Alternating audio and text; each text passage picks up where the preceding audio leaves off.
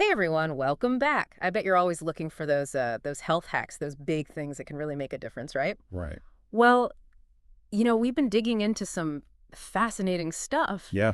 and it keeps leading back to honestly a pretty basic concept, but maybe not one that we always connect with, having more energy or thinking clearly or even living longer. Yeah. Yeah. And that's our gut.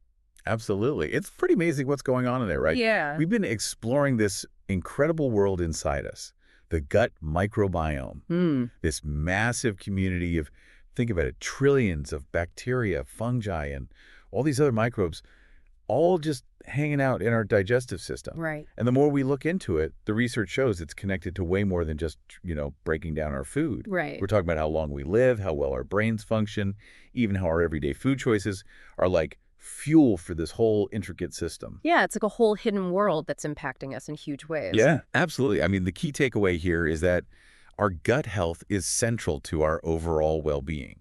It's not just a sideshow. It's like the foundation, it seems like. Yeah, that's a good way to put it.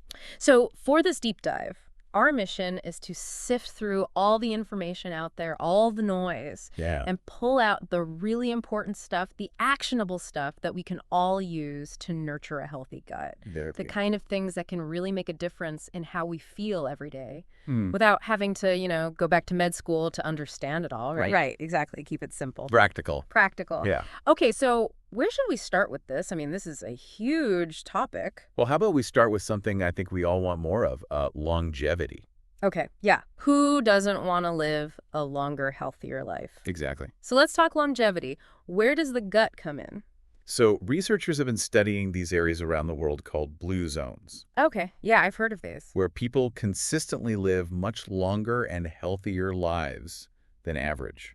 Right, places like Okinawa, Sardinia. Exactly. Those are great examples. And a big focus of this research is on their, get this, unique gut bacteria. So it's not just good genes, it's what's going on in their gut. It's definitely not just genes. There's something else going on. So what's so special about the gut microbiomes in these populations?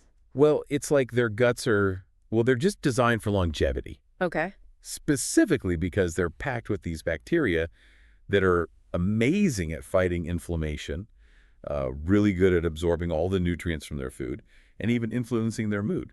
Wow, so these tiny organisms are helping them stay healthier and live longer. Yeah, exactly. They're contributing to their resilience against all those age-related diseases. That's amazing. Hmm. So what are they eating? What's the secret sauce that's making their guts so healthy? Well, it's not really a secret sauce. It's more like a way of eating. Okay. They focus on whole, unprocessed foods, tons of beans, leafy greens, and traditional fermented stuff like kimchi. Ah, kimchi. I love kimchi. It's really good for you. Yeah. These foods basically act as like a probiotic, directly feeding and supporting the good bacteria in their guts. So it's like their diet is designed to make their gut bacteria thrive. Exactly. And when you look at the bigger picture, it makes sense why these people have healthier hearts, sharper minds, and stronger immune systems. That's incredible. It makes you realize that food is more than just calories. It's like information for our bodies. Right, it's instructions for ourselves. And it's all starting with those little microbes in our gut. right, down at the microscopic level. Okay, let's shift gears a bit and talk about another fascinating connection. Yeah. The link between our gut and our brain. Oh, the gut-brain axis, right? The gut-brain axis, yeah. And believe it or not, it starts in our mouth. This is a really interesting area, actually. We're finding more and more connections between oral health and brain health, especially when it comes to dementia risk. Okay, so how does taking care of our teeth impact our brain? Well, research is showing that the bad bacteria in our mouths, the ones that cause gum disease, they Right. can actually get into our bloodstream. Great. Mouth bacteria in my blood. That doesn't sound good. It's not ideal. Not ideal, yeah. Once these bacteria are in the bloodstream, they can trigger inflammation all over the body, and that inflammation can impact lots of different systems, including the brain. So that gum infection could actually be affecting my brain. There's a strong link there, yeah. Some studies have shown that it can significantly increase the risk of developing dementia. Wow, like how much are we talking? Some research suggests it could be around a 50% increase. 50%. That's a huge number. It's significant. So how does that work? How does a gum infection actually get to the brain? Well, the bacteria release these toxins, and these toxins can damage blood vessels, even the tiny ones in the brain. Oh, so they're directly harming the brain. Yeah, and this is where the gut-brain axis comes in, this constant communication highway between your gut and your brain. Okay, so it's not just a one-way street from the mouth to the brain. No, not at all. The gut is involved too. Absolutely, they're sending signals back and forth all the time. Okay, so how does the gut factor into all of this brain health stuff? Well, imagine this, an unhealthy gut. Okay. Maybe the protective lining is kind of weak. Mm. It can allow these inflammatory molecules to leak out into the bloodstream. Oh, I see. And those molecules can then potentially cross what's called the blood-brain barrier. The blood-brain barrier, that sounds serious. It is. It's like a security system for your brain, only letting certain things in and keeping others out. Okay. But inflammation can weaken these defenses, Ah, I see. allowing those harmful molecules to slip through. And that's not good. No, it's not. So a leaky gut can actually make the brain more vulnerable. That's a good way to think about it. And that's why a healthy gut is so important. And a big part of that is a diet rich in fiber. Fiber, okay. Fiber helps to strengthen that gut lining, acting as a better barrier to keep those inflammatory molecules from escaping. So that's why we hear so much about fiber being good for us. Exactly. And this also means that something as simple as flossing every day. It's not just about fresh breath. Right. It could be playing a role in protecting your brain health. So flossing for a sharper mind, who knew? Right. It's all connected. Okay, so we know about the good guys, the beneficial bacteria, and how to support them through diet and, good oral hygiene. Yeah. But let's talk about the things that are working against us. The villains. Yeah, the villains, the enemies of a healthy gut, what are they? Well, I think the biggest offender has to be ultra-processed foods. Ultra-processed foods, okay. These are the convenient options. Yeah. Chips, sugary drinks, frozen pizzas. Right, stuff we all know we should probably be eating less of. Exactly. They often have all these artificial emulsifiers and preservatives that can really mess with the balance of good bacteria in our gut. Mm-hmm. It's like throwing a wrench in the gears of a delicate machine. So it's not just that they're lacking in nutrients, they're actually doing harm. Yeah, they're disrupting the whole ecosystem in there. Gut grenades, that's a good way to put it. It's a good visual, right? Yeah, definitely. And then there's the growing concern about microplastics in our food. Microplastics, yeah, that's a scary one. It is. They're everywhere these days, and they're ending up in our food chain. Right, and we're eating them. Yeah, studies are showing that the average person could be consuming around, get this, a credit card's worth of plastic every week. That's a disturbing thought. It is. And while we're still figuring out the long-term health effects, we do know that these microplastics can be bad for our gut. Okay, in what way? Well, think about those tiny plastic particles. They can physically disrupt the good bacteria and block their ability to get the nutrients they need. So they're not just harmlessly passing through our system. No, they're interfering with the beneficial microbes, kind of starving them out. And they can also disrupt hormone balance in the gut. That's right. It's a multi-pronged attack. So what can we do about it? I mean, it feels like microplastics are everywhere. It's tough. But we can try to make conscious choices about the foods we eat and the packaging they come in.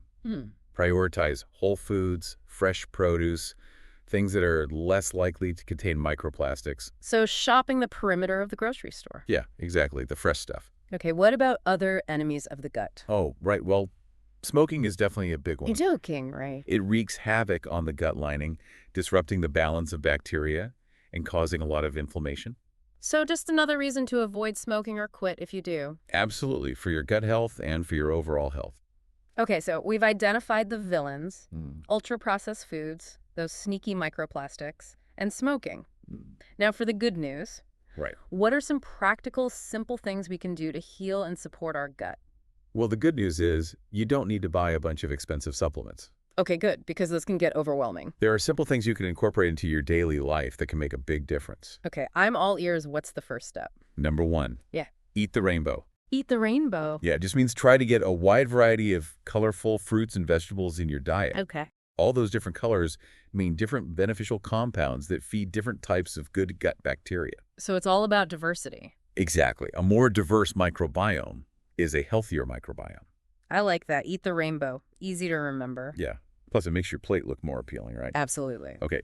Step 2 is incorporate fermented foods into your diet.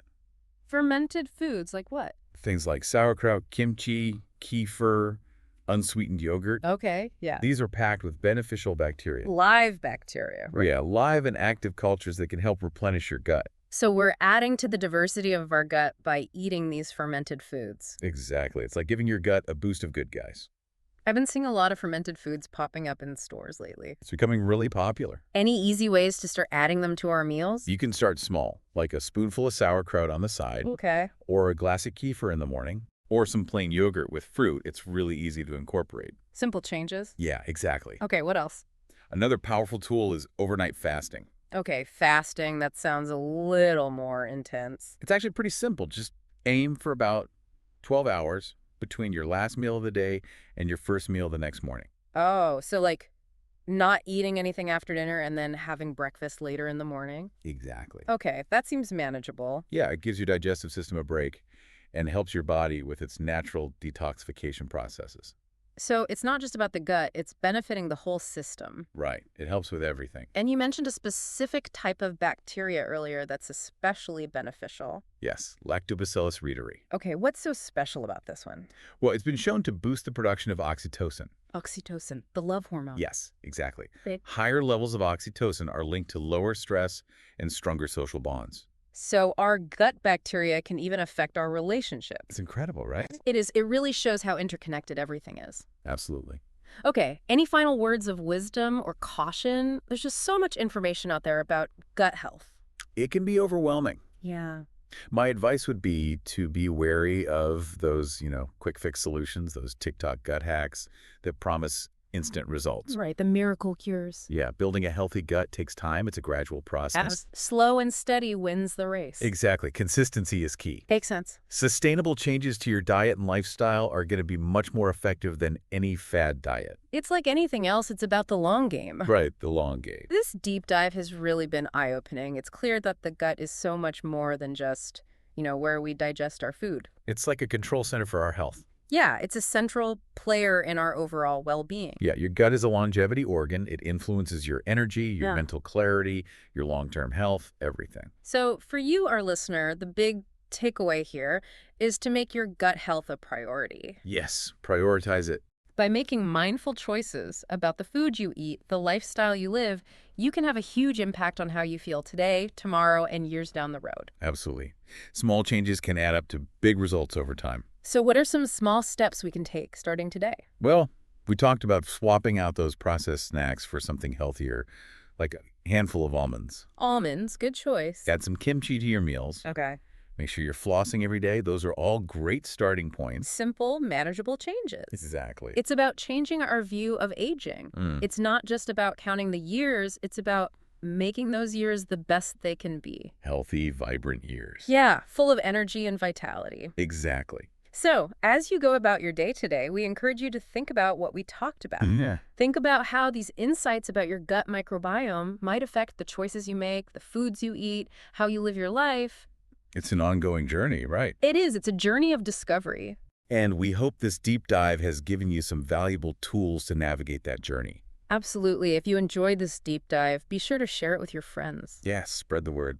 Give us a like and subscribe so you don't miss any future episodes. We'll keep bringing you the fascinating stuff. Thanks for listening. And thanks for joining us. We'll see you next time. Bye for now.